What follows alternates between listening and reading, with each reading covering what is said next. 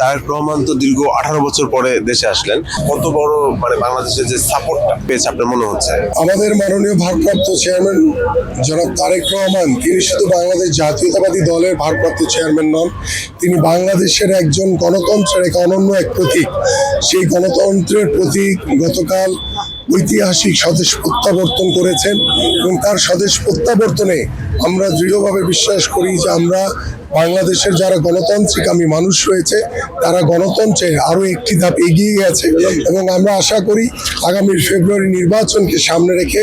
আমাদের মাননীয় ভারপ্রাপ্ত চেয়ারম্যান জনাব তারেক রহমানের উপস্থিতিতে আগামী নির্বাচনে আমরা একটি অবাধ, সুষ্ঠু, নিরপেক্ষ নির্বাচনের মাধ্যমে আমরা পরিপূর্ণভাবে গণতন্ত্র প্রতিষ্ঠিত করব, এবং পরিপূর্ণভাবে আমরা বাংলাদেশের জনগণের ভোটের অধিকার নিশ্চিত করব। এবং বাংলাদেশের মানুষ তারেক রহমানকে